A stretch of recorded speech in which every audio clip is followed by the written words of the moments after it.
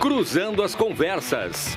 Oferecimento: Associação dos Oficiais da Brigada Militar, defendendo quem protege você. Colombo, estruturas para eventos e também fretes e cargas. E Badesul, agente dá valor para o Rio Grande crescer.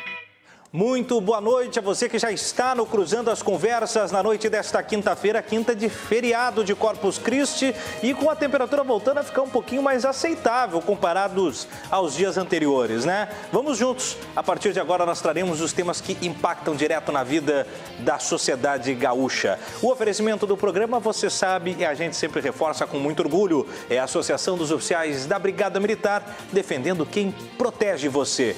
Também chegamos para Colombo, estruturas para eventos, agora com fretes e cargas. E a novidade, né, que chegou junto com a gente, o Badesul Desenvolvimento, a gente dá valor para o Rio Grande crescer. Nós vamos, nesta quinta-feira, trazer 2 tópicos para o programa, sendo o primeiro deles um convênio para a formação de detentos da APAC de Porto Alegre. Nós vamos desdobrar o tema com o Procurador-Geral de Justiça, Marcelo Lemos Dornelles, que já eu chamo como nosso primeiro convidado.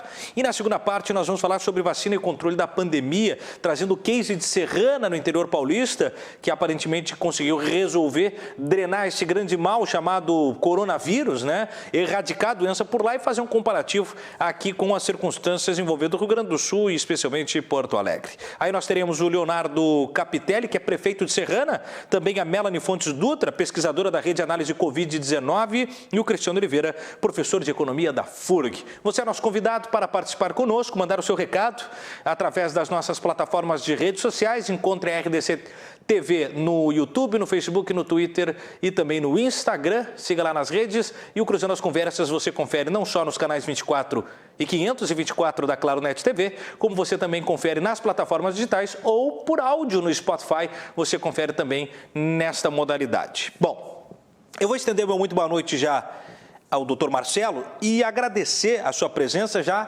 também lhe estendendo parabéns, Marcelo, pelo cargo assumido recentemente, né, empossado pelo governador Eduardo Leite no dia 27 de maio agora, né, como Procurador-Geral da Justiça do Ministério Público do Rio Grande do Sul. Já havia ocupado o cargo em 2015 e 2017, mas agora está nesta nova missão até 2023. Então nós estendemos já o parabéns e desejamos aí uma virtuosa missão, uma virtuosa estada na ocupação de tão digníssimo e responsável cargo. Seja bem-vindo à programação, boa noite. Muito obrigado, boa noite, é uma satisfação conversar com vocês. Só um pequeno reparo, eu fui escolhido, nomeado, mas a posse como Procurador-Geral é na segunda-feira que vem, dia 7. Ah, perfeito, falta a posse então, ainda. Eu ainda estou na condição de subprocurador-geral, mas assumo como Procurador-Geral nas condições que tu disseste, mas segunda-feira, dia 7. Falta só oficializar, né? Mas tá bom, muito bom.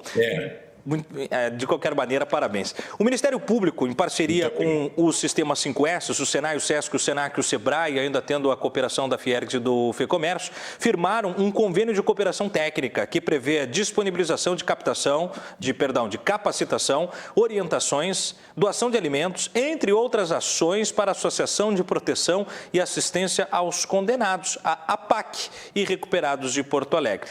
Então, doutor Marcelo, como é que vai funcionar o convênio? Como é que ele é separado por etapas, ele tem um calendário de metas, ele tem um prazo final de acontecimento? O senhor pode trazer um preâmbulo geral aí desta belíssima iniciativa do MP Gaúcho? Olha, primeiro eu queria te cumprimentar por trazer esta pauta, né? Porque essa pauta ela é muito importante. Às vezes a pauta do sistema prisional ela sempre vem com um lado negativo, né? E que é realmente complexo, as dificuldades, a superlotação, a prática de crimes. E o método APAC, que no Rio Grande do Sul ele começou aqui em Porto Alegre, tem agora um outro projeto piloto em Pelotas, mas que está acontecendo em várias regiões do estado. Ele é um método completamente diferente. Ele tem que ter até muito cuidado em falar sobre ele, porque é muito fácil distorcer o que acontece, porque ele é muito importante. Ele é um método baseado na responsabilidade do apenado, ele é um regime fechado, Eles estão fechados, porém num lugar diferenciado em que há um comprometimento deles pessoal com o método, com a capacitação, com um regime muito rígido de dia a dia, de trabalho, de estudo, de orientação, e ele tem sido assim, esse método tem um sucesso enorme em vários lugares do país, mas ele surgiu em Minas Gerais. Ele é um método assim que ele é muito mais barato, tanto a construção quanto depois a manutenção, é menos da metade do preço. E os índices de reincidência são fantásticos, são muito baixos, porque há efetivamente um comprometimento dos apenados ali. Essa parceria, ela foi provocada pelo Ministério Público junto com a PAC. A PAC é uma associação civil sem fins lucrativos, feita por voluntários, né? Isso é importante dizer, pessoas voluntárias que querem e ajudam muito, são pessoas da sociedade que ajudam nessa questão da segurança pública através do trabalho voluntário que fazem junto aos presos. E no Ministério Público, o Procurador de Justiça, o Gilmar Bortolotto, é quem toma à frente de tudo isso. E essa parceria com o Sistema S, ela é fantástica, porque ela é uma mudança muito na lógica que se tem em relação ao sistema prisional, né? Porque quando os presos, a ideia de organização, a ideia assim, de uma orientação, de que as pessoas tenham que cumpram a sua pena, mas que na sequência saiam melhores do sistema prisional do que entraram, o que é muito difícil. Essa busca de capacitação, de dar condições da pessoa quando sair trabalhar, faz toda a diferença. E o histórico no sistema prisional era aquela coisa de buscar emprego, ou seja, quando o preso alcança a semi-liberdade, ele tem que encontrar emprego, um emprego formal. E a gente sabe que o emprego formal ele está difícil para todas as pessoas, inclusive para quem não tenha nenhuma situação de enfrentamento na área criminal, que não tem antecedentes, já está difícil. Então, para o apenado, muito mais, né? E aí a dificuldade de encontrar emprego faz com que muitas vezes eles retornem à prática criminosa. E essa parceria com o Sistema S, SEBRAE, SESI, SENAC, de capacitação, exatamente para que eles consigam ser microempreendedores. São tarefas simples, como, por exemplo, na construção civil, né, como técnico de informática, técnico de eletrônica. São cursos que o sistema faz de capacitação em geral, para as pessoas em geral, para terem um emprego, para conseguirem empreender. No caso aqui, elas fazem para os presos que estão no sistema APAC, que estão fechados. Então, tem ali uma sala de aula, tem computadores, esses cursos são virtuais, né? Então, a ideia é todos esses cursos que são oferecidos no meio externo, eles sejam também oferecidos no interno para os presos, para que quando eles alcançarem a semi-liberdade, eles tenham condições de, por si só, por uma capacidade pessoal, independente de buscar um emprego de terceiro, ele conseguir se autossustentar, sustentar a família e voltar à atividade social, à vida social em comum, que a partir do trabalho e da família, ela é fundamental. Então, esse convênio, nós temos assim muito orgulho de ter feito ele, temos muita expectativa, muita esperança. Ele tem prazos, enfim, mas eles já estão acontecendo, né, com o oferecimento dos cursos pelos parceiros de forma virtual para os apenados que hoje estão aqui em Porto Alegre. Marcelo, quando o senhor elogia a busca da pauta, especialmente nós precisamos referenciar, né, a pauta sugerida pela Nádia Martins, produtora do programa, e sem dúvida nenhuma o senhor, né, percebe muito honestamente aí que quando o tema é a circunstância dos apenados, há sempre uma negativação da abordagem, em que pese essa iniciativa ela cumprir rigorosamente a intenção de um sistema prisional, que é a recuperação do apenado, né? Que tem o caráter educacional mais do que sancional, né? na terminologia da coisa. Agora, eu pergunto para o senhor, após, né, a inserção do apenado ou do recuperado dentro do projeto, primeiro, ele tem algum tipo de desagravo da sua pena, se participante do projeto? E depois, como é que funciona, já se tem algum feedback assim aqui no Rio Grande do Sul, do aproveitamento desses capacitados no mercado de trabalho? Tem algum percentual, ou pelo menos algum case, algum detalhe para trazer para a gente? Sim, a questão existe na lei de execução penal a possibilidade que a gente chama de remissão, que é pelo trabalho ou pelo estudo, a cada 3 dias se computa um de pena cumprida. Então, efetivamente, quem estuda, quem trabalha no presídio, quem se capacita, a cada 3 dias ele tem como benefício 1 dia de pena cumprida a mais. Mas isso já está na lei de execução penal desde 1984 e ela serve para todo tipo de trabalho. E também para este caso em específico.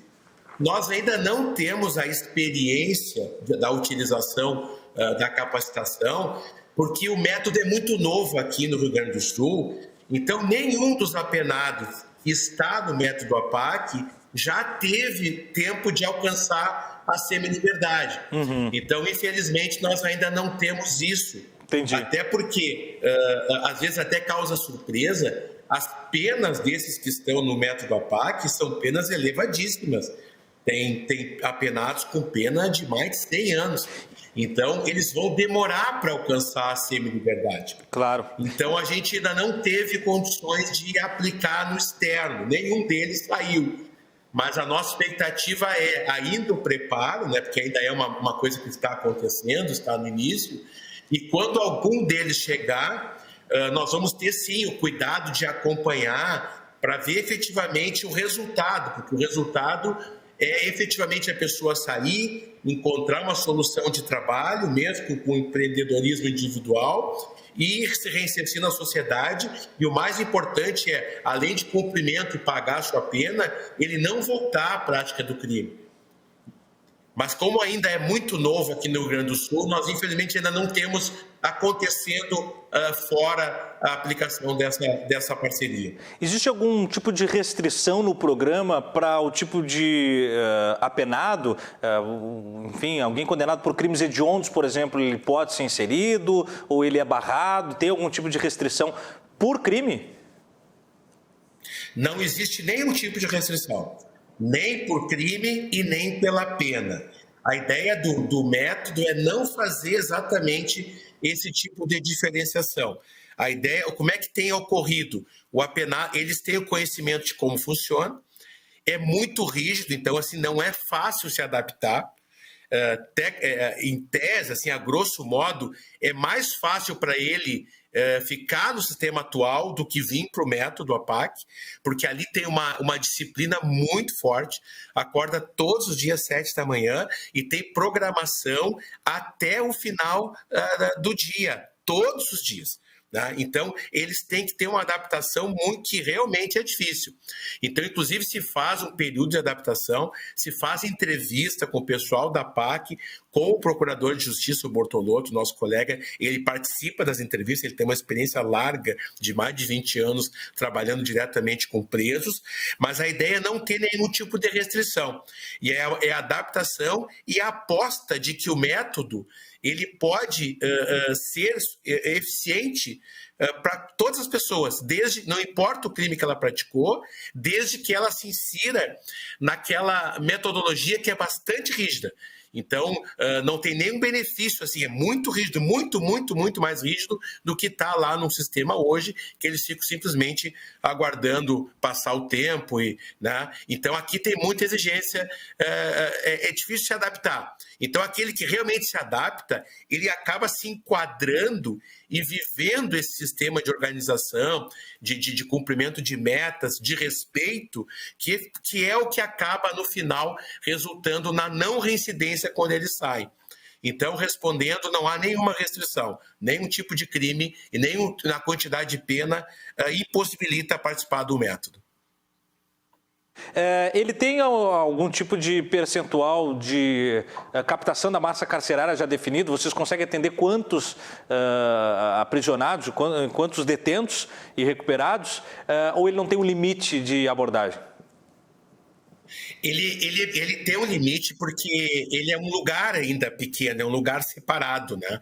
Aqui foi construído assim com doações da comunidade, com doações do fundo da Vara de Execuções Criminais de Porto Alegre e com doações do Ministério Público, que nós conseguimos através dos termos de ajuste de conduta, os TACs, né? Nós conseguimos doação. Então houve primeiro uma reforma de um prédio antigo, que é Pronato, aqui em Porto Alegre, dentro do pátio lá do Central, só que ele hoje só tem 40 vagas. Só que na frente começa, provavelmente ainda no mês que vem, a reforma de um espaço muito grande e já se tem um projeto, já se tem uma boa parte de recursos e aí vai se atender muito mais apenados. Hoje, em Pelotas, tem 20 apenados, mas também já tem um projeto em parceria com o DPEM, que é o Departamento Penitenciário Nacional, cujo colega, esse nosso Bortolotto, participa do Conselho Nacional Penitenciário, e o Conselho entendeu que essa política tem que ser uma política nacional em todo o Brasil. E eles vão investir em parceria com o Rio Grande do Sul, em Pelotas, para 200 vagas. Então, ainda está acontecendo em Alegrete. Ainda em mês de junho nós vamos ter uma audiência pública em Santa Maria. Então, tem vários locais assim do estado que a comunidade tem se mobilizado, porque isso é um trabalho da comunidade, junto com o Poder Judiciário, junto com o Ministério Público, junto com as forças sociais, para tentar ampliar. Porque, infelizmente, assim, dentro do percentual de presos que nós temos fechado no Rio Grande do Sul, que é mais de 30 mil, nós ainda trabalhamos com um número muito pequeno. Mas a ideia e eu quero no meu mandato incentivar muito isso em parceria com o Estado e com o DPEM da União, para que a gente consiga cada vez avançar em mais e possibilitar mais apenados a participarem disso, porque efetivamente, além de cumprir a pena, eles têm a experiência que se tem externa é de que os índices de reincidência são muito baixos. O senhor falava a estrutura desta massa carcerária no Rio Grande do Sul de 30 mil apenados em condições completamente precárias, de um sistema prisional completamente degradante hoje ainda, né? E com o mínimo, para não dizer nenhuma condição de sustentar um número tão elevado de aprisionados. Além disso, com condições subhumanas de acomodação. O senhor consegue mensurar o quanto impacta na humanização dos aprisionados projetos dessa natureza? Olha, o Rio Grande do Sul, e não é diferente de outros lugares do Brasil, o investimento no sistema prisional ele foi muito precário nos últimos 50 anos, sabe? Por quê? Porque, infelizmente, dentro das prioridades, sempre se colocou como entre as últimas. Naturalmente, até porque você veja em qualquer discussão política, em qualquer tipo de eleição, e o que a sociedade cobra, né, do gestor público? É saúde, a educação e a segurança. E eu comecei já há alguns anos a dizer que o grande e o principal problema de segurança pública é o sistema prisional. Porque ali, exatamente pela falta de investimento, pela falta de condições, pela superlotação, acaba fazendo com que facções acabem dominando, acabem se autoalimentando com os presos novos, e eles acabam, quando saem, devedores dos líderes dos presídios e continuam aquele círculo permanente e vicioso da prática de crime. Então, o investimento em presídio é um investimento em segurança pública. Eu sempre disse isso. E agora, sim, a gente, com esses métodos, acaba comprovando isso. Porque nós temos que perceber que o Brasil ele não tem nem pena de morte, nem prisão perpétua. Com esse raciocínio simples e óbvio, faz com que a gente tenha a certeza de que todos os apenados vão sair, todos. Então nós temos que, de alguma forma, fazer com que eles saiam melhores, ou menos piores, ou não comprometidos com o crime organizado. Então o índice assim, de humanização e de inserção social desse método, ele é enorme. Então, nós somos assim, e vocês podem perceber, entusiastas disso. Até porque, pela experiência, inclusive hoje, a minha turma de promotores faz 25 anos que eu sou promotor de justiça hoje, sempre trabalhando na área criminal, e a gente sabe que, por si só, a restrição da liberdade não tem atingido os objetivos de reinserção social, de prevenção e recuperação em relação ao crime. Nós temos que agregar, além da restrição da liberdade, além da descapitalização das quadrilhas, ou seja, entrar na questão financeira das quadrilhas, nós temos que sim criar condições, especialmente para aqueles que querem sair do sistema melhores, eles terem uma opção. E esse método faz com que a gente tenha esta opção. Muito bem, está aí o doutor Marcelo Lemos Dornelles, Procurador-Geral de Justiça, nosso entrevistado nessa primeira parte do programa. Doutor, um tríplice parabéns, o senhor que passou pela lista tríplice aí. Então, parabéns pelo projeto, especialmente, né, pela iniciativa e pela tomada de decisão. Parabéns pela posse na próxima segunda-feira e parabéns pelos 25 anos, então, de trajetória, de maneira bastante dedicada, né, na humanização da função jurídica reparadora do sistema prisional gaúcho e também, naturalmente, brasileiro. Muito obrigado, doutor Marcelo. Nós deixamos o agradecimento e a oportunidade do senhor prestar o serviço final na sua fala. Eu que agradeço, o programa de vocês tem sido assim, bastante importante em trazer debates assim, com essa qualidade e as suas colocações e questionamentos demonstraram bastante assim, qualidade e na forma de abordagem de informação. E aproveito para colocar o Ministério Público à disposição do programa em todas as áreas da atividade fim do Ministério Público, infância e juventude, consumidor, direitos humanos, saúde, improbidade administrativa. Sempre que vocês tiverem uma pauta e quiserem contar com a opinião do Ministério Público, façam contato conosco, fazemos questão de colaborar com tão importante programa de debates. Sem dúvida, nós agradecemos a disponibilidade e também o empenho para que possamos trazer esse serviço de utilidade pública. Muito obrigado, doutor Marcelo Lemos, Procurador-Geral de Justiça, e que tratou conosco sobre este tema, então, né, a PAC de Porto Alegre firmando convênio para capacitação de detentos e recuperados aqui em Porto Alegre. Nós vamos para um rápido intervalo, mas nós já voltamos para trazer um dos cases que inspira no Brasil, que é o caso de Serrana. Será que os números realmente são de erradicação do Covid? Nós vamos debater, tem dados que podem questionar isso, mas você vai ficar sabendo já já. A gente vai ali, já volta e você confere o próximo bloco em instantes.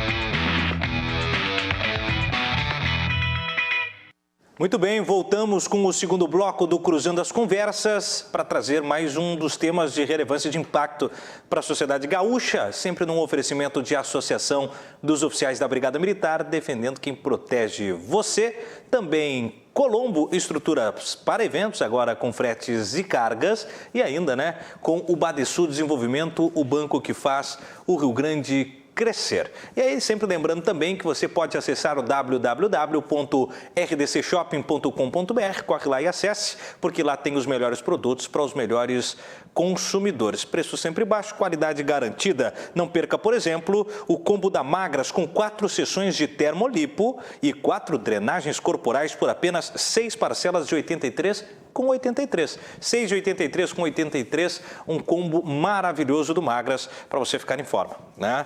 Bom, nós falamos sobre sistema prisional e a recuperação dos apenados através de convênio do Sistema 5S, do FEComércio, juntamente da APAC, que de alguma maneira, né, humaniza o tratamento dos apenados e recuperados. E agora nós vamos falar sobre os impactos da vacinação, uma análise geral dos impactos da vacinação em hospitalizações em óbito por Covid, com o case especial de Serrana, no interior de São Paulo, que é um dos principais casos a serem discutidos não só no Brasil, mas também no mundo, com o Projeto S. E para isso nós recebemos o prefeito de Serrana, Leonardo Capitelli, a pesquisadora Melanie Fontes Dutra, que trabalha na rede de análise Covid-19, e também o professor de economia da FURG, Cristiano Oliveira, para traçarmos este paralelo, né, dos cases envolvendo esse caso de Serrana e aqui no Rio Grande do Sul, em especial Porto Alegre. Nossos convidados já estão na linha, então eu começo estendendo meu boa noite ao prefeito Leonardo, agradecendo a sua presença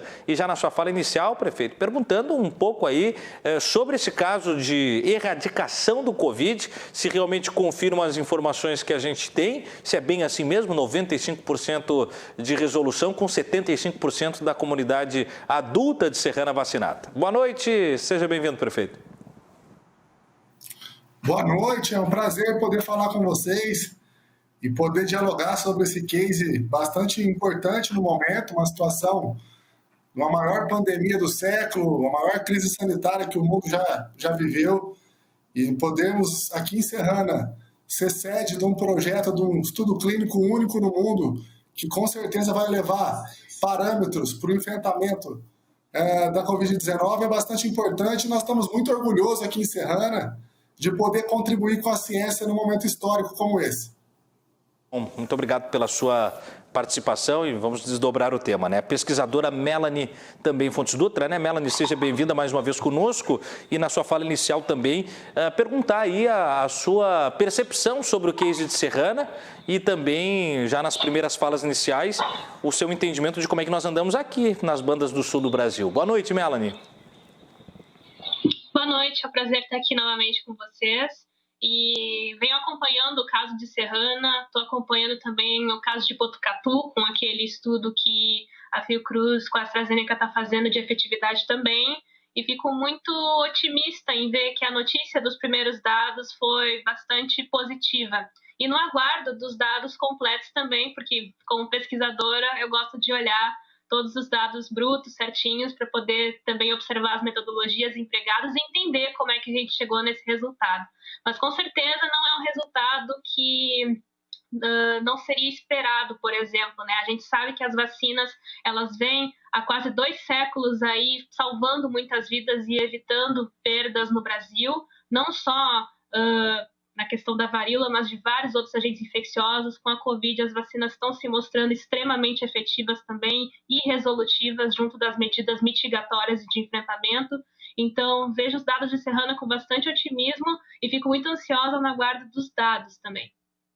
Muito bom, Melanie. E fechando o nosso time, o professor da FURG, Cristiano Oliveira. Professor, imediatamente eu já peço na sua primeira intervenção o seu ponto de vista. Eu sei que o senhor tem uma análise diferente e discrepante do que Serrana nos apresenta. Seja bem-vindo. Boa noite, professor.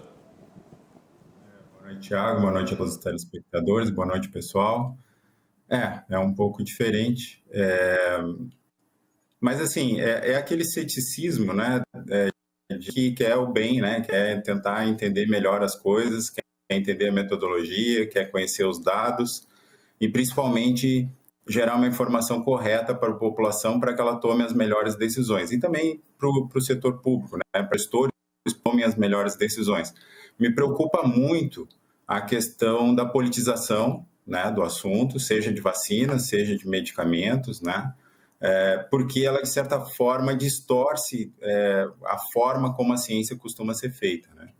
Então, a preocupação em gerar um resultado, né, a indução a uma situação que talvez não seja possível de acontecer, né? Por exemplo, prometer para as pessoas que a Covid vai acabar, prometer que, por exemplo, como aconteceu no ano passado, e aí eu acho que nesse caso ninguém discorda, prometer às pessoas que se elas ficassem em casa o vírus ia embora. Eu sei que parece uma loucura isso, mas muito se falou isso nos meses de março e abril do ano passado, e a gente está vendo aí que o vírus não foi embora. Então, eu acho que a melhor forma de lidar com tudo isso é passar uma informação correta para a população. E, infelizmente, eu acho que esse caso especificamente de Serrana, e algumas situações anteriores do Butantan, isso não vem ocorrendo. Mas a gente pode depois dissecar um pouco mais esses dados, enfim, essas informações que foram divulgadas e conversar um pouco sobre elas. Aproveitar e desdobrar assim, 75% da comunidade adulta acima de 17 anos de Serrana foi vacinada e isso conseguiu fazer com que então nós tivéssemos a redução em 95% de mortes, 83% 46% de internações em decadência, em queda, né? E os casos dos sintomáticos também caindo para 80%. Esses são os dados, prefeito. Gostaria que o senhor, então, justificasse esses dados para que nós possamos trazer a claridade das informações e também que o senhor contasse um pouco como é que foi a sistemática do Projeto S, que é financiado e coordenado pelo Butantan, como é que ele se desdobrou em Serrana, que é um município com, né, quase 50 mil habitantes.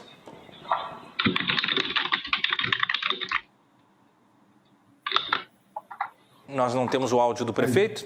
Agora sim.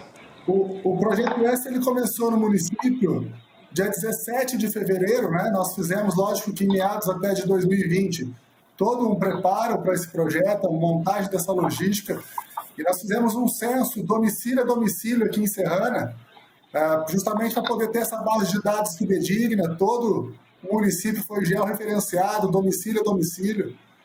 E aí, no dia 17 de fevereiro, nós iniciamos a vacinação. A cidade ela foi toda dividida em 4 clusters, em 4 cores, que seria verde, amarelo, cinza e azul. E uma cor por semana foi sendo vacinado. Foi uma logística montada em 8 escolas do município. E nós, de quarta a domingo, vacinou primeiro a cor verde, depois na segunda semana amarelo, na terceira semana cinza, na quarta semana a cor azul, e nós fechamos 4 semanas de projeto com a primeira dose, e na quinta semana já iniciamos a segunda dose, e assim foi até a 8ª semana, com aproximadamente 28 mil pessoas vacinadas com as 2 doses. No início do projeto, os números com essa segunda onda de Covid continuou a crescer no município. O município de Serrana sofria e tinha o sistema colapsado de saúde, como qualquer outra cidade do Brasil. E ao passar semana a semana, os números veio caindo realmente de infectados.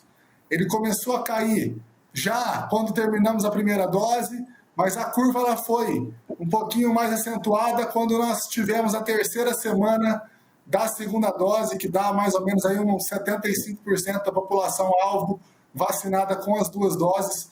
Isso foi bastante significativo. Nós tínhamos no momento 160, 180 pessoas por dia que procuravam os nossos postos de saúde com síndrome gripal para fazer o exame de PCR.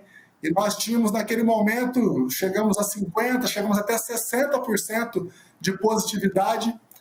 E agora nós temos nesse momento 30, 35 pessoas por dia com síndrome gripal que procura o posto de saúde para fazer o teste, com a positividade de 20%, 25%. Então é notório, e o nosso sistema de saúde, a nossa UPA, a nossa Santa Casa, diminuiu bastante o fluxo. É claro, como o nosso companheiro disse, o vírus está aí, mesmo vacinado. É importante que se diga que nós podemos sim ser infectados, mas que a vacina nos dá uma boa margem de segurança para que se evite os casos graves. Isso também nós estamos vendo na prática aqui em Serrana.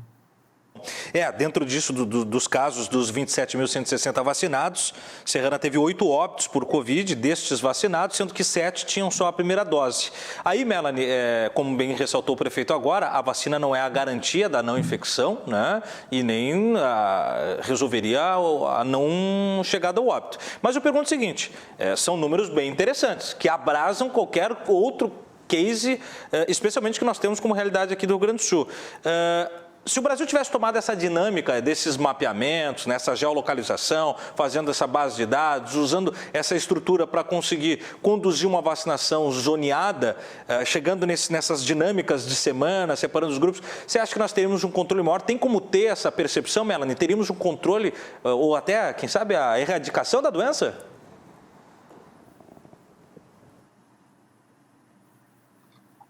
Em primeiro lugar, falar em erradicação da Covid-19 é algo um pouco fora da nossa realidade, uma vez que esse vírus tem diversas reservas biológicas, né? Ele pode ser abrigado em diversos organismos, mamíferos, morcegos. Então, erradicar um vírus significaria eliminar esse vírus de todas as reservas biológicas, fazendo com que ele não tenha transmissão em nenhum organismo. Então, nós iremos conviver, sim, com o vírus da Covid-19, assim como nós convivemos com outros vírus. A gente convive com o vírus da gripe, a gente convive com diversos outros vírus. Agora, o que nós precisamos fazer nesse momento é sair da pandemia, né? E no momento que a gente sair da pandemia, aprender com todos os nossos erros e acertos e fazer uma vigilância muito mais adequada, com rastreio de casos e com uma conscientização muito mais assertiva com a população, que é uma das coisas que nós ainda estamos falhando mesmo um ano depois. E é importante também ressaltar, dentro dessa questão, que toda essa questão relacionada a controle da pandemia vem sim com a vacina, mas também vem com a redução da taxa de transmissão, que só vai vir quando a mobilidade é reduzida.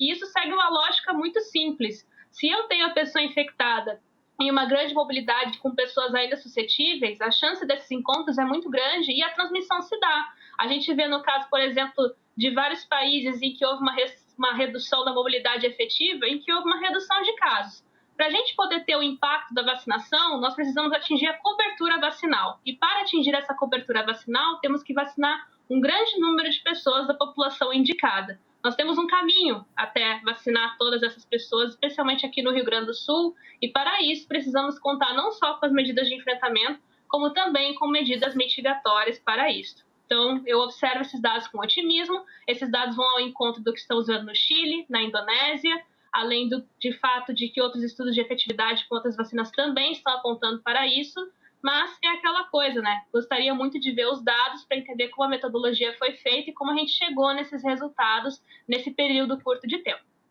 Professor Cristiano, nisso o senhor faz uma publicação na sua rede social com eu vou chamar de uma postagem, mas poderia muito bem ser um artigo, tem bastante dado e referência científica, e aí o título é bastante provocador, né? É possível alcançar imunidade de rebanho com a Coronavac? Aí o senhor segue, revisitando o caso de Serrana. O senhor pode desdobrar um pouco sobre esse seu ponto de vista, a sua análise sobre isso?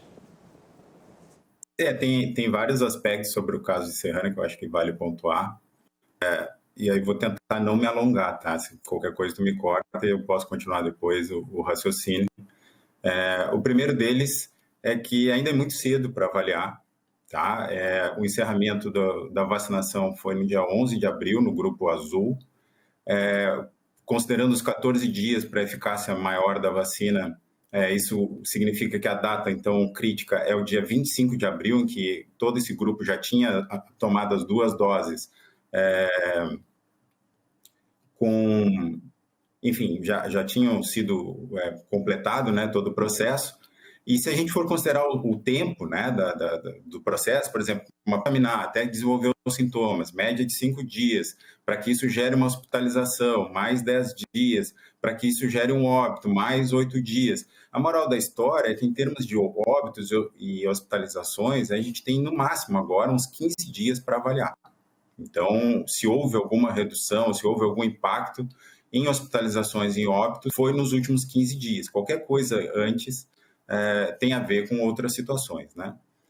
O segundo aspecto é o seguinte, isso vale para qualquer análise, a gente chama de análise causal, né? A gente só vai saber o real impacto da vacinação no município se a gente souber como seria caso não tivesse, vamos dizer assim, esse ritmo de vacinação.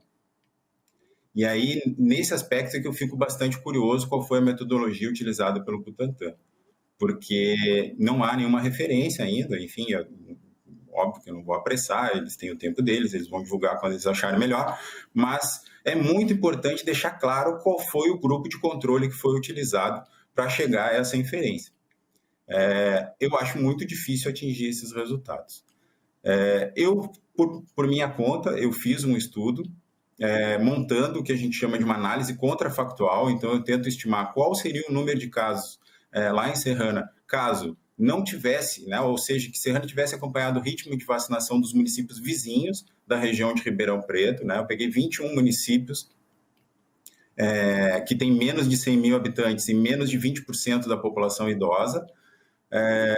Peguei esse grupo para montar o que a gente chama de uma Serrana sintética, né, para ver como seria o comportamento dos casos e dos óbitos caso seguisse o ritmo de vacinação dos demais municípios, enfim, do que a gente chama de municípios doadores. Já começa a aparecer algum efeito, principalmente nos casos, já começa a aparecer um efeito nos óbitos, mas esses efeitos são o que a gente chama de efeitos ainda não significativos estatisticamente. sendo muito otimista, eu acredito que esses efeitos vão começar a aparecer, tá? Eu não estou aqui sendo o cara do anti-vacina, muito pelo contrário, eu estou totalmente a favor da vacinação, eu torço muito para que todas elas sejam eficazes, mas os efeitos ainda não apareceram. A gente tem que ter um cuidado muito grande, porque os surtos, eles têm sempre aquele desenho de sino. Então, o que acontece? Ele vai crescer e ele vai diminuir. Se a tendência é de queda, a gente não pode fazer essa comparação de antes e depois, ela é inválida, né? Ou seja, vai ter uma série de situações que estão acontecendo ali, que a gente vai daqui a pouco atribuir uma relação causal, ou seja, atribuir a queda à vacina, a medida restritiva, seja lá o que for, quando na verdade aquele é só o caminho natural do vírus. Então a gente tem que ter muito cuidado com isso. Por isso a necessidade de ter um grupo de controle, por isso a necessidade de montar um cenário contrafactual para que a gente possa ter algum resultado. Enfim, claro. Mais ou menos. Sim. Uma dúvida aqui. O senhor gostaria que o Butantan, talvez até mesmo o prefeito possa nos ajudar, expusesse quais os grupos de controle foram usados na metodologia, no tratamento, ou o senhor crê que não houve um grupo de controle que pudesse justificar a eficácia da metodologia? Eu não tenho como dizer que eles não usaram nenhum grupo de controle. Sinceramente, pelo que eu li no noticiário, simplesmente isso não é mencionado. Então, eu fiquei bastante curioso. Sempre que alguém faz algum tipo de relação causal, eu como prática, né, de quem trabalha com avaliação de políticas públicas, qual é o grupo de controle, né? O que foi utilizado como referência para chegar a essa inferência. Informação a respeito disso que possa sustentar as dúvidas ou pelo menos trazer mais novos fatos ao que traz o professor Cristiano? O grupo de controle que nós temos hoje no município é nítido os casos das pessoas de quem não tomou a vacina se contaminando e número de casos graves, como eu falei, depois da primeira dose das 4 semanas, os números de casos graves que se teve aqui no município foi de pessoas que não tomou a vacina. Então, no dia a dia, lógico que a questão da metodologia, quem tem que tratar realmente é o Butantan, mas enquanto gestor público aqui do município, nós temos uma situação muito, muito clara da diminuição dos casos de infectados, principalmente dos casos graves, e eu volto a falar, mesmo vacinado, é possível sim ser infectado, mas nós não temos nenhum caso no município de pessoas que tomou as 2 doses e teve uma situação de necessidade de internação ou de UTI. Então, nesse sentido aí, a vacina se mostrou muito eficiente, muito eficaz. E em relação ao que o nosso companheiro falou sobre as cidades circunvizinhas à Serrana, hoje está um caos aqui nas cidades circunvizinhas. Se nós tivéssemos continuado com o mesmo ritmo de vacinação das cidades vizinhas, nós também estaríamos nesse caos, com o sistema de saúde colapsado, inclusive as cidades hoje vizinhas à Serrana estão com lockdown total. E nós aqui numa situação bastante diferente, onde praticamente tudo está funcionando, o nosso sistema de saúde não está colapsado. Então, hoje eu posso te falar que a questão da vacinação ela é super importante e eu fico torcendo aqui para que a vacinação avance no país todo, mas é claro, tendo a junção de imunização com protocolos sanitários para que a gente possa vencer ou controlar essa guerra contra a Covid-19, porque realmente não vai parar por aí, não vai continuar. E esse estudo clínico em Serrana, ele pode levar parâmetros e números bastante interessantes, como, por exemplo, a pesquisa não acabou aqui, ela vai durar mais 1 ano de acompanhamento.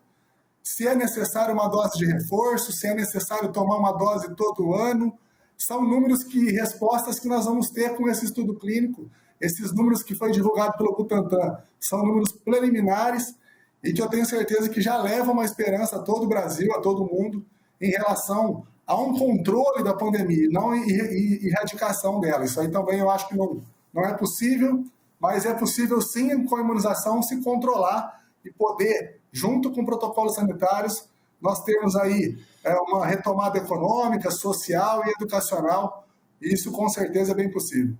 Muito bem. Doutora Melanie, eu vou trazer agora uma abrangência maior, eu vou pedir 3 tópicos, eu sei que A senhorita tem que nos deixar mais cedo do que o término do programa, depois ficarei só com o prefeito e com o professor. Então já vou aproveitar como a gente chama, o 3 em 1, né? Primeiro, que a senhora possa fazer aí uma conexão entre os dois pontos de vista, tanto do professor Cristiano quanto da fala do prefeito, e daí extrair, vamos dizer assim, o tecido científico de gestão pública, dados que eles nos trazem. Depois é perguntar sobre a eficácia da Coronavac diante dessa variante, chamada variante brasileira, se ela tem algum dado já que possa comprovar, e por fim perguntar qual o cenário, né, qual a perspectiva da comunidade científica com um momento como o de hoje, que é um feriado, e que nos faz criar aglomerações que não estavam no ponto de vista e por conta dessas variantes aí, se não pode daqui um pouco chamar a terceira onda. Então, 3 em 1 aí, doutora. Tu vai ter que me ajudar a lembrar das perguntas, tá? Mas, enfim, vamos a elas então. Dentro dessa questão, tentando fazer uma ponte com o que os dois colegas comentaram aqui, eu concordo que é necessário divulgar os dados. A gente faz ciência dessa forma, analisando metodologia, analisando dado, analisando a discussão desses dados, vendo se essa metodologia está adequada para os desfechos que foram propostos, e assim a gente entende o que aquele dado está trazendo, se ele está trazendo um dado que já é possível observá-lo dentro da metodologia proposto, ou se teve algum outro fator que pode ter contribuído para essa redução. A gente sabe que a questão da mobilidade é algo muito importante na transmissão do vírus também. Então, tem N coisas que precisam ser consideradas nesse momento, mas o que nós sabemos dentro desse contexto de vacinas é que esses efeitos mais precoces podem ser vistos em algumas variáveis, né, especialmente casos, que é algo que se traduz mais rapidamente comparado a outras, e que esses efeitos eles vão aumentando ao longo do tempo, né? À medida que a resposta imunológica vai se estabelecendo, cerca de 2 semanas após a segunda dose, a gente já tem aí o recrutamento de células de memória, de outras maquinarias celulares, que vão fazer com que essa resposta seja mais ampliada. Não podemos esquecer também o efeito da imunidade de grupo, que vai potencializar ainda mais essa redução da transmissão. Então, a gente precisa seguir observando todos esses dados, como o prefeito colocou. Acho que o Butantan também tem essa perspectiva de fazer essa análise. Acho que as ponderações que o colega fez em relação aos contrapontos de Serrana, elas são válidas, né? Mas eu tenho pelo menos a ressalva da gente sempre levar em consideração essas questões de mobilidade, essas questões que também afetam a transmissão do vírus e que, dentro desse contexto, né, quando a gente fala do caminho que o vírus faz, a gente tem que lembrar que a Covid não adere a curvas sazonais, ela não tem um caminho natural, ela vai subir e descer de acordo com a mobilidade, e é o que nós estamos vendo aí há um grande período em muitos países do mundo, né? Países que controlam melhor a mobilidade, controlam melhor a transmissão da doença, enquanto estão vacinando e diminuindo o número de suscetíveis na população.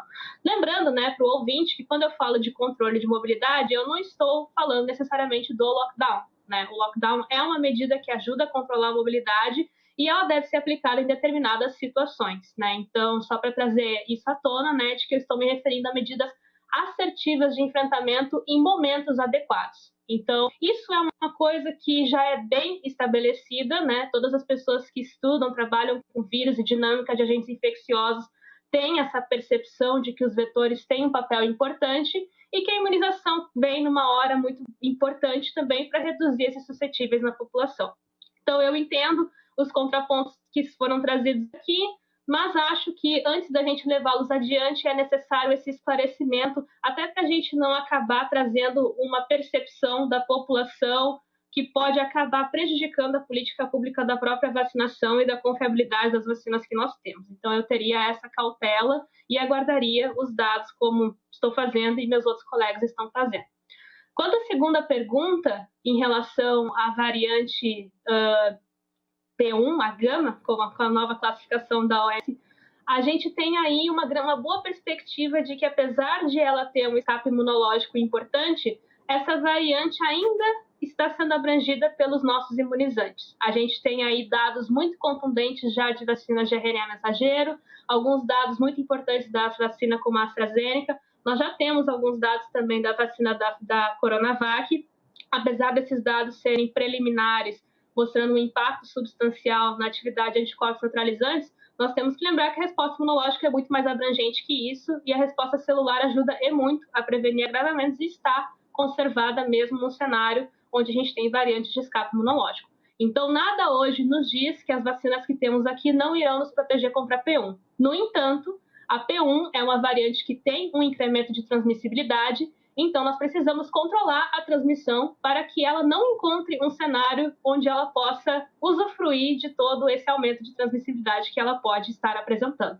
Então, é muito importante medidas assertivas de controle de mobilidade, de enfrentamento por parte das pessoas com uso de máscara e distanciamento físico e também assertivas dos gestores, né, para não flexibilizarem antes do tempo. Em relação à última pergunta, que eu já não me lembro, vou pedir uma ajuda então aqui só para retomar ela e eu poder finalizar meu ponto. Problema, aliás, belíssima aula aí. Não, doutora, era sobre momentos como o de hoje, nós estamos em pleno feriado de Corpus Christi, né, e aí cada vez que nós, mesmo que ainda marchemos lentamente nos índices de vacinação, e aí usando o Rio Grande do Sul especialmente como cenário, aí chegam esses pontos de aglomeração que são os feriados parece que são sempre assim os calafrios da nossa possibilidade de escapar. O quanto isso pode impactar aí numa chegada de uma terceira onda ou mesmo na dificuldade desse avanço de vacinação? Então, agora lembrei do que tu comentou. Pode realmente trazer consequências bastante complexas. A gente ainda tem um grande número de suscetíveis na população, nós temos um grande número de pessoas vacinadas apenas com a primeira dose e sabemos que para variantes que têm escape imunológico, como P1 e a B1351, variante gama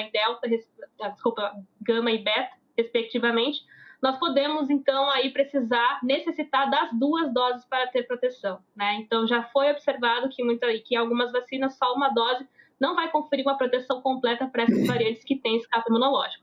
Dessa forma, nós temos aí um grande número de pessoas suscetíveis a essas variantes ainda, enquanto a cobertura vacinal com regime completo não é atingida. E nós já estamos vendo, por exemplo, em macro-regiões do norte e do vale, a gente já tem ocupação de UTIs acima de 100%, né? A gente já tem altas taxas em outras regiões também e um aumento, né, no número de hospitalizações e de internações por parte de síndromes respiratórias agudas graves e também Covid-19. Lembrando que nós estamos entrando dentro de um período onde outros vírus respiratórios estão circulando e naturalmente vai ter um incremento em hospitalizações também por parte desses acometimentos por outras viroses e outras condições. Então, se a gente tiver um grande número de casos de Covid somado a esses acometimentos, nós podemos realmente enfrentar um cenário muito problemático aqui. Também trazendo um paralelo importante, nós tivemos uma redução da última onda em que vivemos e uma estabilização muito precoce. Nós precisávamos reduzir um pouco mais porque hoje estamos num patamar bem alto. É um patamar que, inclusive, é superior a picos de outras ondas passadas. Então, se nós realmente acelerarmos essa subida a partir de agora, podemos encontrar um cenário muito problemático e potencialmente pior do que nós já vimos antes. E não tem segredo, né? É o que a gente está vendo que outros países fizeram, é o que a gente sabe já há muito tempo que funciona.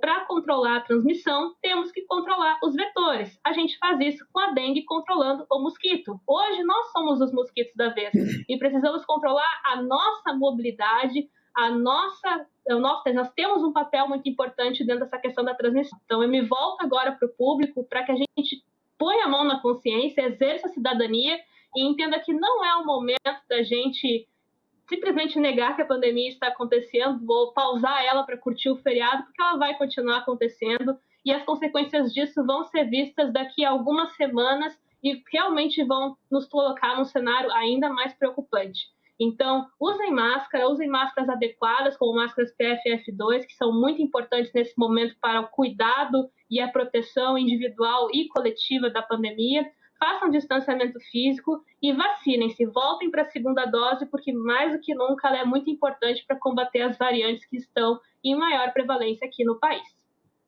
Excelente, doutora Melanie Fontes Dutra, e eu já me despeço, eu sei que tem esse compromisso e por isso nós vamos seguir na sequência do programa com os nossos convidados, o professor Cristiano e o prefeito Leonardo, mas agradeço mais uma vez a colaboração, sem dúvida nenhuma, é uma prestação de serviço inexorável para a sociedade gaúcha e brasileira que nos acompanha, a maneira como a senhora traduz os dados científicos com tamanha habilidade. Muito obrigado, doutora.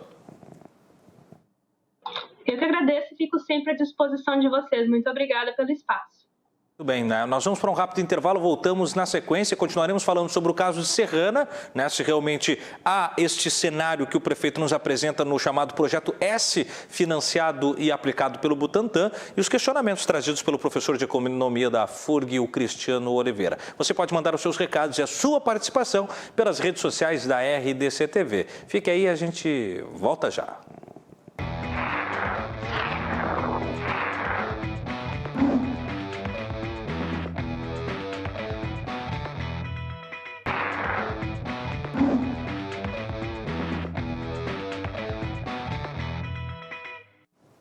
Muito bem, voltamos então com o Cruzando as Conversas na noite deste feriado de quinta-feira, feriado de Corpus Christi, e trazemos para você aí no primeiro bloco do programa a participação do Procurador-Geral de Justiça, o Marcelo Lemos Dornelles, que nos trouxe aí os desdobramentos do recente projeto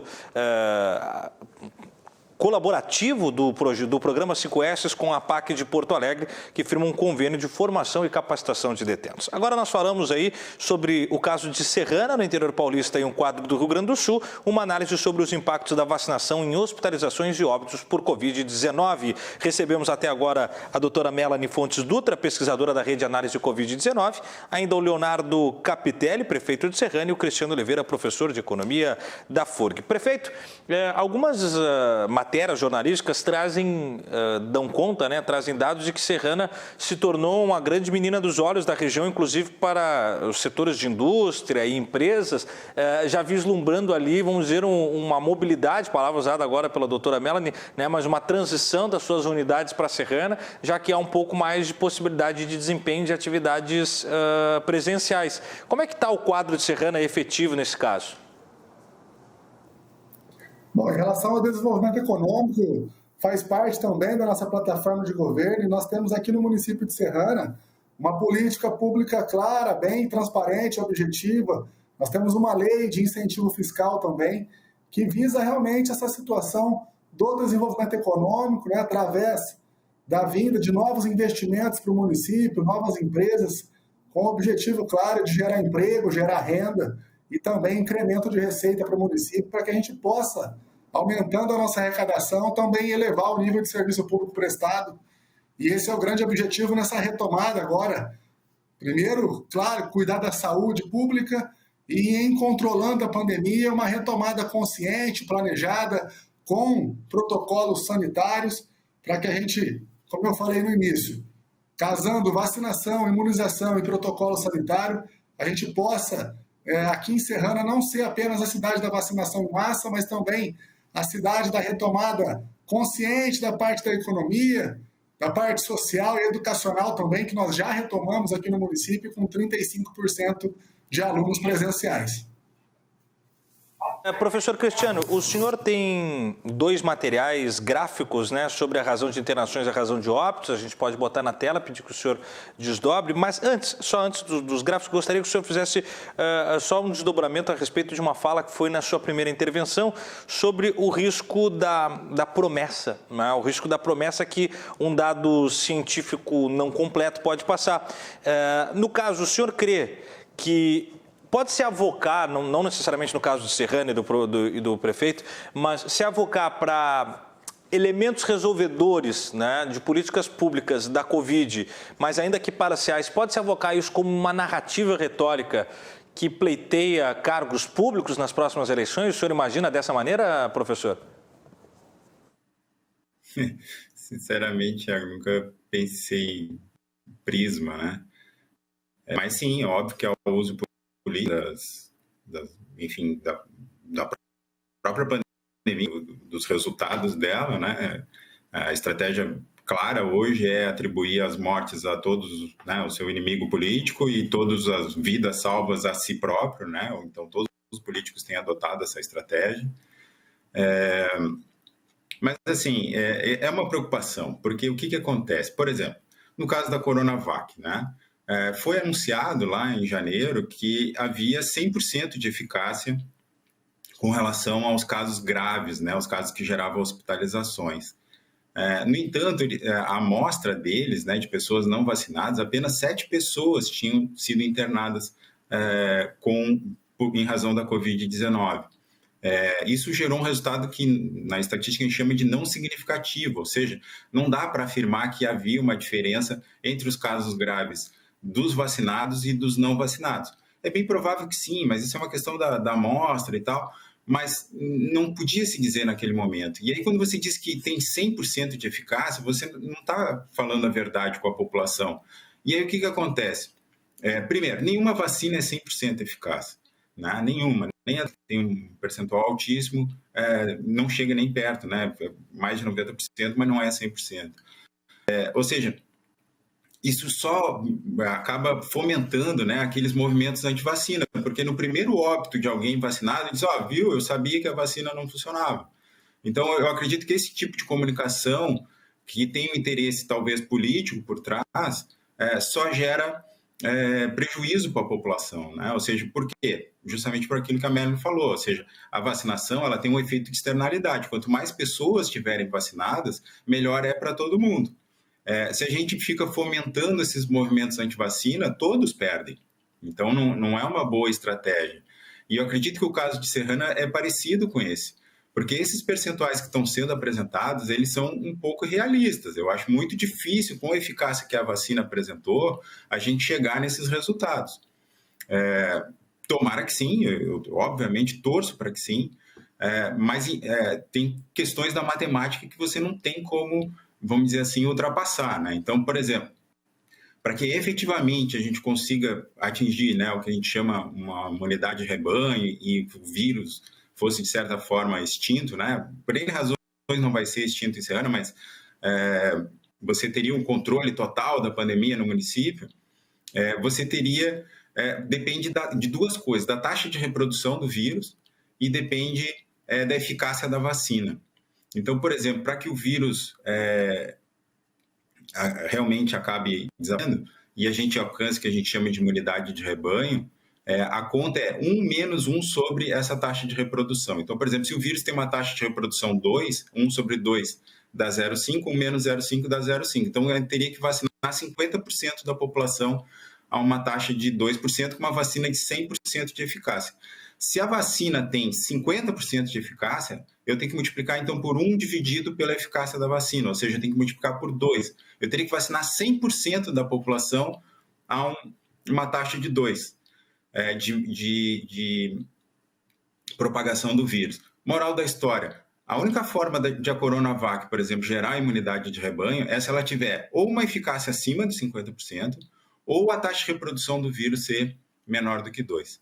No entretanto, o que se vem mostrando, no caso da Covid, é que as primeiras cepas do vírus tinham uma taxa de reprodução entre 2,5 e 3,5. Essas novas cepas já têm taxas entre 5 e 7, ou seja, seriam inclusive as mesmas vacinas mais eficazes, como a da Pfizer, a gente teria dificuldade em conseguir imunidade de rebanho, ou seja, a gente teria que vacinar mais de 100%, algo que seria impossível. Então, é esse tipo de coisa que eu me refiro, ou seja, você promete que daqui a pouco vai erradicar o vírus, que vai alcançar a imunidade de rebanho, coisas que são realmente, neste momento, impensáveis. Eu acredito que a gente pode atingir metas muito mais realistas, por exemplo, reduzindo hospitalizações, reduzindo óbitos e talvez até o número de casos, né? Tomara que a Covid acabe se tornando uma espécie de uma gripe sazonal ou pelo menos com sintomas parecidos, né? Ou com resultado parecido. Eu acho que só isso já seria, nesse primeiro momento, um grande ganho. Tudo mais a gente vai tentando galgar com o tempo, né?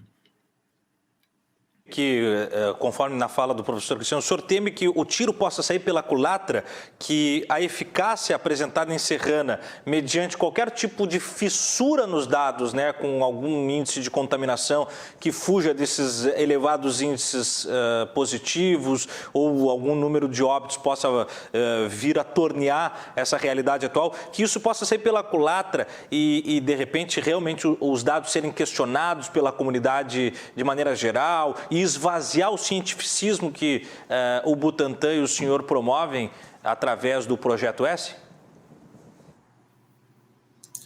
Então, em relação a essa questão que o Cristiano falou, aqui, pelo menos no município de Serrana, em todas as reuniões que eu participei com o pessoal do Butantan, em nenhum momento eles trouxeram essa questão de erradicar o vírus e de que a vacina era 100% eficaz. Pelo contrário, eles têm sido muito realistas e muito claro e transparente no sentido que a vacina ela tem um objetivo de controlar e controlar principalmente a questão de casos graves e de mortalidade.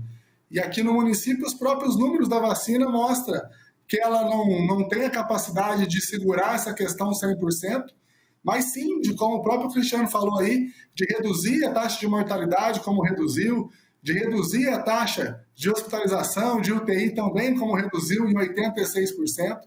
Então, é nesse sentido que nós temos que trabalhar e fazer um serviço à saúde com uma informação clara, objetiva, dentro de uma realidade. E aqui no município de Serrana nós estamos, graças a Deus, com bastante transparência, sempre levando a verdade. E o Instituto Butantan, que nos dá muita segurança de 120 anos de serviço prestado à vida. E por isso nós temos a segurança de, com esse Projeto S aqui em Serrana, não só proteger o nosso povo aqui, como tem sido notório, volta a falar que a região toda aqui está toda fechada. E nós, graças a Deus aqui, principalmente as pessoas que tomou as 2 doses, não tem tido grandes problemas, mas em nenhum momento aqui o Butantan veio aqui e vendeu que ia acabar com o vírus no município e que ia também ter 100% de efetividade. Pelo contrário, todas as pessoas voluntárias que participou do projeto assinou os termos que explicava muito bem em relação à vacinação e tinha também a orientação de que, mesmo vacinado, como eu já falei anteriormente também, é possível sim ser infectado, por isso que nós temos que ter todos os cuidados de uso de máscara, de distanciamento, de boa asepsia das mãos, mas aqui em Serrana ninguém veio com essa história de que é 100% eficaz e nem que vai terminar com o vírus, pelo contrário, está todo mundo bastante consciente de que nós temos que trabalhar e esse estudo clínico vai poder levar números e parâmetros para que a gente daqui um tempo à frente podemos sim sentar numa mesa e ter algumas coisas um pouco mais claras que nesse momento ainda não é possível ter. Bom, senhor, pegando a fala da doutora Melanie há pouco sobre mobilidade, o quanto nós, somos metáfora que ela usou, nós somos os mosquitos da dengue, no caso da pandemia, porque a nossa mobilidade é que faz os focos, O senhor disse que toda a região, ela opera até em lockdown. Serrana não opera lockdown, mas chegou a operar, e se Serrana recebe, citadinos da região, não tem o risco, de repente, de transformar Serrana novamente num foco, uma vez que nem toda a população está com as 2 doses já tomadas com mais de 15 dias da segunda dose? Nós temos feito aqui no município de Serrana as barreiras sanitárias, com o objetivo de controle de fluxo, de orientação de protocolos sanitários.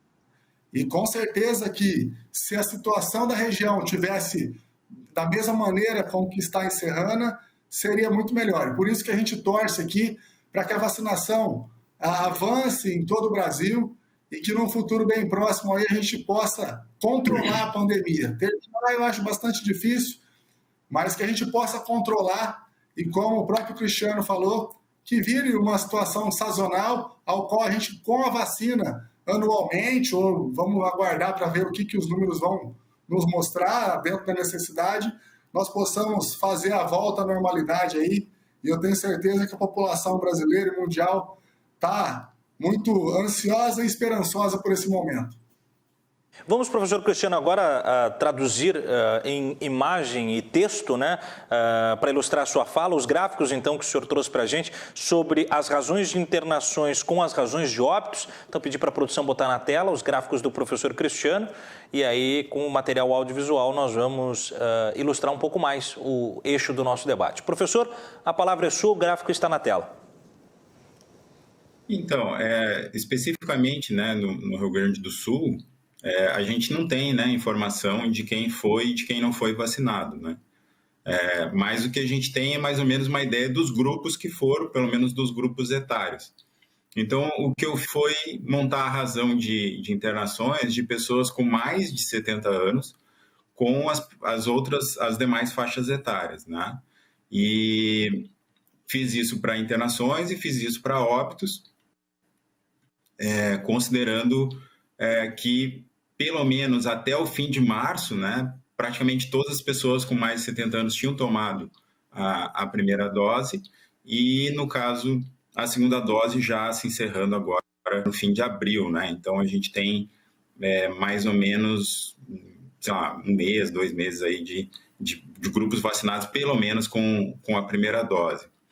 E a queda é evidente, né? Dessa razão, tem razões basicamente para isso. Eu acredito que uma delas é a questão dessa nova cepa, que ela atingiu tanto na questão de óbitos quanto a questão de internações um pouco mais, né? Uma população mais jovem, mas já dá para perceber um efeito de vacinação, porque realmente houve uma redução, principalmente naquelas idades, vamos dizer assim, intermediárias, entre 70 e 80 e tal, aumentou, vamos dizer assim, a taxa também de sobrevivência, né? E eu estou deduzindo, né, que essas pessoas, embora, de novo, eu não tenha essa informação, né, é bastante rudimentar o gráfico, já tem uma chance, vamos dizer assim, maior, né, de sobreviver à doença.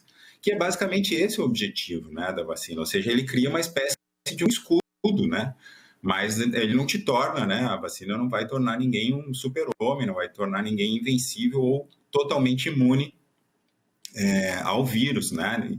É bom sempre lembrar que as pessoas, mesmo que elas sejam imunes de certa forma à doença, né, elas podem também transmitir o vírus, e isso também é mais um fator, né, que pode afetar a questão de quanto nós vamos precisar vacinar para atingir a imunidade de rebanho. Por quê? Porque elas ainda não têm estudos a respeito da transmissibilidade do vírus dos vacinados, né? A gente tem uma ideia dos efeitos em termos de desenvolvimento de sintomas e agravamento, né, e o resultado, o desfecho, né, no caso, um possível óbito, ou a própria recuperação. Mas a gente não sabe como a taxa de reprodução vai ser afetada. A gente imagina que não, mas a gente não tem ainda nenhuma garantia disso, né? Bem, prefeito, 2 perguntas para o senhor, já a gente vai se encaminhando aí para o nosso momento final do programa. A primeira delas é o seguinte: o governador do estado de São Paulo, João Dória, ele tem se demonstrado assim sedento pela vacinação, né? O quanto isso facilita, porque nem todos os estados têm o privilégio de ter um governador que realmente está trabalhando em prol da vacinação, como parece que o João Dória está. O quanto isso favoreceu Serrana, assim, quanto vocês têm trocado figurinhas, vamos dizer assim, e também eu acompanho o senhor agora aqui pela rede social, o senhor por formação, além da área da gestão pública, é educador físico, que está muito ligado aos aspectos desse entendimento, né, até de saúde. O quanto isso também é fundamental para a sua gestão no que tange a saúde de Serrana diante da pandemia?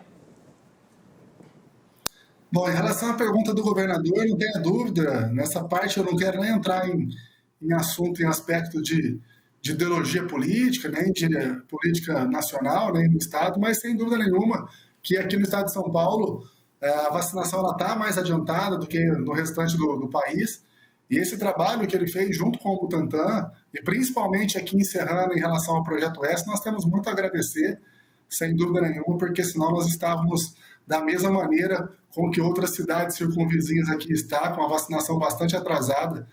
E esse estudo clínico eu tenho certeza que vai poder alavancar ainda mais a vacinação em todo o Brasil, e quem vai ganhar com isso é o povo. Nesse momento é um momento da gente unir forças para salvar vidas, para cuidar das pessoas. Eu acho que esse é o objetivo de todo mundo. Não é hora, de repente, de ficar falando de ideologia política, de lado A ou lado B, e sim da gente enfrentar com bastante pé no chão uma situação que vem assombrando o mundo. E um momento de união, de poder realmente cuidar da saúde pública, e é isso que nós também, enquanto educador físico, enquanto profissional da área da saúde, vem fazendo aqui no município de Serrana. Meu primeiro mandato enquanto prefeito, e nós, desde o princípio, queremos uma administração e uma gestão que pensa no interesse coletivo, que pensa em cuidar das pessoas e valorizar a nossa cidade ao máximo, aqui colocando ela um degrau acima. Fala, né? E eu concordo com a sua fala que não há por que criar, vamos dizer assim, penetrações políticas no tema da saúde pública. Não há, de fato, nenhuma possibilidade disso acontecer. Perdão. Porém, é evidente que os governantes de todos os níveis, municipal, estadual e federal, que tiverem êxito no combate à pandemia, terão um capital político argumentativo para o próximo pleito. Isso é óbvio. Nesse sentido é que eu vejo, eu insisti ali aquela hora com o professor Cristiano, e é uma, vamos dizer assim, uma preocupação muito genuína dele, enquanto sujeito político, que os dados sejam sempre esclarecidos e trazidos à tona, porque senão ele pode virar um sofisma de urna para 2022, né? Vote em mim, eu sou o prefeito, ou o governador, ou o deputado que conseguiu resolver a pandemia. O senhor teme que isso pode acontecer com o senhor? Eu não sei quais suas intenções políticas, mas daqui para frente o senhor falou, né, meu primeiro mandato, isso me deixa a sensação que pode haver a busca por um segundo mandato, mas o senhor teme que isso possa ser o seu caso? Não, eu não temo não, porque desde o princípio a gente tem tratado isso com muito profissionalismo, com muita seriedade, deixando a política de lado e, como eu falei, pensando em salvar vidas, pensando em cuidar do nosso povo aqui de Serrana, e isso nós temos feito com muita transparência, desde o princípio da pandemia. Lá em meados ainda de 2020, eu fui o presidente também do comitê de contingenciamento aqui, fomos para o enfrentamento, demos a cara a tapa realmente para poder cuidar das pessoas aqui no nosso município, que é um município de pequeno porte, com um pessoal muito trabalhador, muito hospitaleiro, mas que necessita de pessoas que olhem, que cuidem, que busquem caminhos e soluções para eles. Encaminhando, eu vou fazer a última pergunta ao professor Cristiano e depois peço as considerações finais de vocês. Professor, aí trazendo Serrana, né, como case que foi o nosso epicentro da abordagem de hoje, mas não podendo esquecer daqui do Rio Grande do Sul, em especial, claro, Porto Alegre, mas num panorama geral, gostaria que o senhor fizesse 2 levantamentos, né? O primeiro, o seu entendimento acerca do ritmo de vacinação e das condições que nós encontramos hoje, sendo hoje, né, uma data que para mim é muito marcante, que é o começo da vacinação efetiva dos professores de rede municipal aqui em Porto Alegre. Isso é muito forte, né? Muito importante para que haja o retorno possível dentro de uma normalidade cabível. E também que o senhor fizesse um panorama econômico, né? Com essas novas medidas restritivas menos rígidas e se a economia já tem algum tipo de consideração a se fazer. Eu não sinto a pessoa mais apta, né, a avaliar o processo de vacinação. Eu acompanho apenas como cidadão. Mas eu acredito que a escolha, né, seguir os critérios internacionais de vacinar primeiro os grupos que, em teoria, teriam maior risco, né, tanto de hospitalização quanto de óbitos. Isso já tem várias situações, vários artigos mostrando que esse seria o caminho mais eficaz, né, para controlar a doença no primeiro momento. Nesse sentido, eu acho que a gente foi no caminho certo. Agora vem a situação, né, de tentar ver quais são os grupos, né? A gente sabe a questão da importância da educação, e aí a questão dos grupos que têm maior, vamos dizer assim, poder de barganha para conseguir, vamos dizer assim, o seu lugar na fila, né? E nesse sentido, os professores têm um poder de barganha muito grande, né? Basta ver o quanto que eles conseguiram ficar sem dar aulas presenciais, né? Está todo mundo trabalhando, né? O motoboy está trabalhando, o Thiago está aí trabalhando, enfim, está todo mundo trabalhando, mas os professores estão trabalhando em casa, né? Então, o cobrador, quem trabalha no supermercado, todos estão trabalhando, né, nos seus locais de trabalho, mas os professores não. Então, mostra a força política desse grupo. E agora eles conquistaram, né, esse poder de esse lugar na fila, que eu acho justo, porque, de certa forma, vamos dizer assim, se a gente tivesse que escolher um grupo, isso sinaliza a importância que a educação tem para a gente, né? A gente não pode mais ficar sem aulas, né? Eu já tive a oportunidade de falar, inclusive, aqui no programa, né? Os prejuízos são gigantescos, né? No próprio estado de São Paulo, os resultados mostram um crescimento absurdo da evasão escolar, mais de 300% de crescimento, né? Aumentou de 10% para 40%, a taxa de aprendizagem caiu 75%. Então, o custo disso é muito alto, né? Então, é importante a gente priorizar realmente a volta às aulas, né? E aí notem, né? Veja a situação de Serrana, né? A população com menos de 18 anos não foi vacinada, e aí a situação está sob controle. Mas aí a criança não pode ir para a escola porque ela vai contaminar. Então, tem coisas que acabam não fechando, né, o raciocínio lógico, né? O que só prova que talvez realmente não seja necessário vacinar as menores de 18 anos e que eles não são os principais vetores de transmissão, né? Em geral, eles possuem uma baixa carga viral, né? Eles transmitem pouco. O segundo aspecto, a questão econômica, eu acho que, considerando as restrições, O que eu vejo, né, e isso aparece muito nos números, se a gente acompanhar, por exemplo, a arrecadação, né, de tributos pelo Estado, ela não tem diminuído, ela só tem crescido. O que mostra um sinal de recuperação econômica, mas, ao mesmo tempo, mostra um baixo grau de adesão às medidas, né? Essas medidas restritivas, normalmente, elas vêm sendo colocadas naqueles setores que não pagam muitos tributos, né? Que são os trabalhadores por conta própria, prestadores de serviço, enfim, cabeleireiro, esse tipo de serviço, vamos dizer assim, que não tem potencial de arrecadação e também não tem um potencial de alterar o PIB, mas ele tem um potencial muito grande para afetar a questão do emprego, né? A questão da geração de renda e da capacidade das pessoas se autossustentarem. E aí as medidas têm sempre, vamos dizer assim, têm sido mais pesadas justamente com esses grupos, que são grupos que não têm poder de barganha, tudo aquilo que eu estava falando antes, acabam sendo prejudicados com as medidas. Mas, sem querer me alongar, e aí largar já uma questão polêmica já no final do programa, mas essas medidas, por mais que, eu sei que a Melanie não está aqui mais para comentar, né, mas não tem se mostrado, não tem evidência empírica, né? Eu sou uma pessoa dos dados, estou um pouco preocupado com a questão ideológica e tal, mas desde o princípio sempre se soube que a única forma de você controlar uma pandemia era com vacina ou com remédio. Essa ideia de medidas, vamos dizer assim, de higiene, de uso de máscaras, são paliativos para que você não perca o controle, mas vocês podem olhar os dados de qualquer local, os surtos seguem ocorrendo. Essa ideia de culpar as pessoas não cola quando você começa a observar os dados. Para que houvesse esses surtos, da forma como ocorreu, por exemplo, no Sul, no final do mês de fevereiro, início, né, aquele maior surto que colapsou o nosso sistema, as pessoas teriam que, do dia para a noite, ter uma mobilidade absurda. E não é isso que aparece nos dados. Os dados mostram uma linha de mobilidade estável, né? Ou seja, não houve mudança de comportamento das pessoas. O que houve foi a chegada de uma nova cepa que era mais transmissível e mais agressiva, que colocou as pessoas no hospital. Então, essa ideia de ficar culpando as pessoas, dizendo que as pessoas não têm consciência, não têm empatia, sei lá o quê, não resolve a questão da pandemia. O que resolve é vacina. O tema de um próximo programa. Nós falamos sobre, de fato, as medidas que têm resolução científica comprovada. Muito bom, professor Cristiano.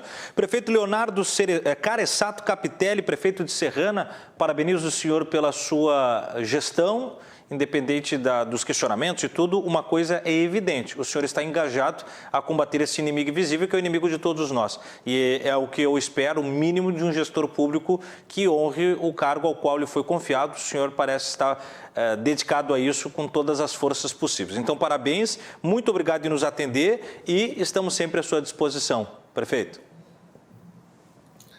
Eu que agradeço a oportunidade, acho muito válido esse diálogo.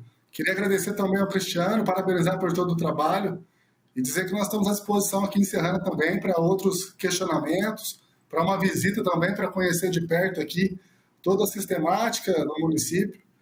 E agradeço a oportunidade, um grande abraço a todos aí no Rio Grande do Sul e volto a falar. Acho que uma coisa ficou bastante clara aqui, que é a importância da imunização, da vacinação chegar o mais rápido possível em todo cidadão brasileiro e mundial. Bom, sem dúvida nenhuma. Professor Cristiano, colaborador constante aqui do nosso programa, e é uma honra tê-lo mais uma vez. É sempre engrandecedor a gente poder trazer tamanha qualidade para o programa. Então, muito obrigado, professor, e até uma próxima. Muito obrigado, Thiago. Obrigado pelo convite. Estou sempre à disposição quando precisar. Tivemos também a doutora Melanie Fontes Dutra, da Rede de Análise Covid-19, tratando sobre o tema que equiparou Serrana, com dados aqui do Rio Grande do Sul, mas a questão da vacinação, o sucesso de Serrana, né, e os dados trazidos. Nós ficamos por aqui por hoje, mas voltamos amanhã a partir das 10 da noite. Nós temos encontro marcado, você daí, a gente daqui construindo as pautas que são de fato relevantes para a comunidade gaúcha. A produção do Cruzando as Conversas é da Nádia Martins e a gente se encontra amanhã. Boa noite.